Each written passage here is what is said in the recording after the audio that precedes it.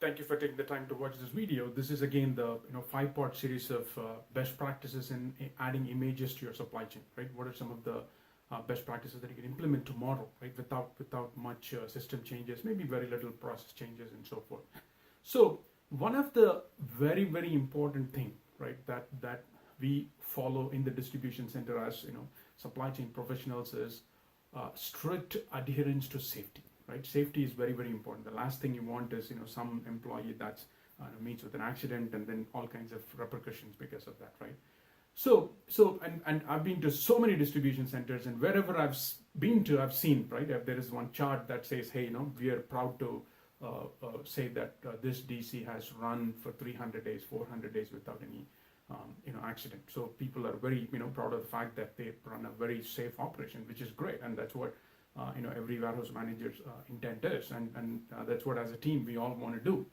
But obviously it's easier said than done, right? I mean, how do we make sure, especially when the number of operators increases, the more chances of getting into an accident. So how adding images to that aspect of the process in a distribution center would add value, right? For example, I've seen there are dedicated safety experts, safety associates that own this safety function, right? Their job is to just monitor, for safety infractions, make sure things are done in a safe manner. I mean, it could be sometimes part of the industrial engineer itself, or it could be sometimes part of the, loss prevention, professionals, right? Loss prevention people that will own this function as well. So, adding, for example, actually, it's a good story. I went to a distribution center. I was there the week prior, Monday to Friday, implementing our devices, and then I walked out Friday evening, and then again came back the next Monday. The DC was a little different. I mean, especially in the second shift, all these guys were quiet, and the warehouse supervisor for the second shift, he's a very gregarious guy, such a fun guy to hang out with, and he was like quiet. Then hey, what's happening? When I asked him, hey, there was an accident on Friday, and right after you left at around 9 p.m. there was this gentleman trying to stack this pallet, and he somehow hit this thing and then fell down, and there was all, he broke the leg, and then the ambulance had to come and all that. So, that's, and then later, obviously, as a team, all these guys were debating, hey, how can we, prevent this from happening again, and how can we, what can we do to, avoid such a behavior, right? I mean, it's very important, and especially this happens during the peak season. Everybody's working hard. There are new temps that have come in, don't know everything about the DC, how to behave, and they're, not in how to operate rather, right? I mean, so there are a lot of, new things that are happening. We're all working hard to push the product out, meet our customer, our SLA requirements. Also, new people are in, and everybody's working hard, and everybody is stretching. And we all want to get over the holiday season successfully, right, without any issues, and suddenly, boom, this happens, right?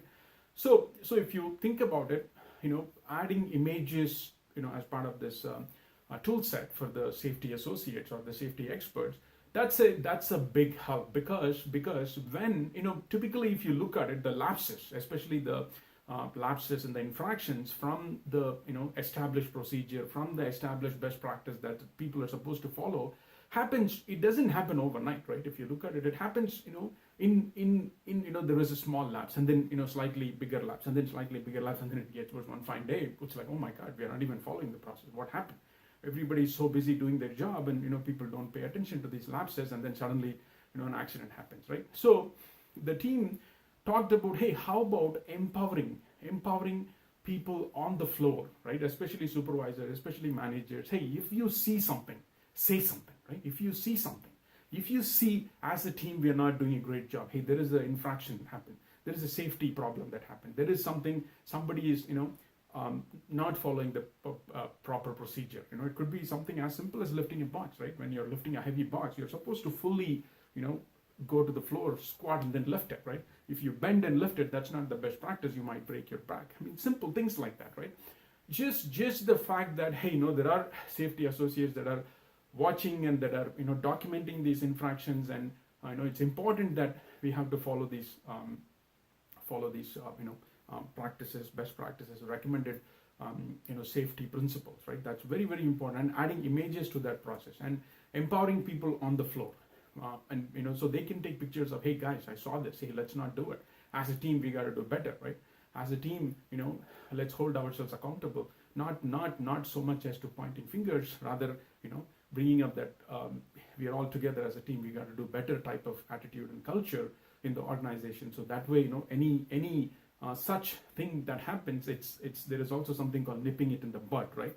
So such poor practices are caught right away with pictures, and people talk about that as a learning moment in their daily meetings, weekly meetings, and things like that. So adding images to such safety experts, and even people on the floor, if you see something, say something type of tool that's provided. Hey, I saw this happening, and I just wanted to take a picture of this and then upload it, and that picture is available as a learning moment for people to discuss, and hey, let's not do this. This is a bad practice, and this is a good practice. So let's do that. So everybody's aware of the fact that everybody's doing things in a safe manner, and that way, you don't have to deal with all these accidents. And you know what happens, right? Once the accident happens, then OSHA comes in and they ask a bunch of questions, and all the procedures will have to be followed in compliance with all the OSHA principles and things like that. So that is something that you want to look at, incorporating safety and adding images to your safety process. So that way, you can demonstrate, hey, this is not the right way to do it. This is the right way to do it.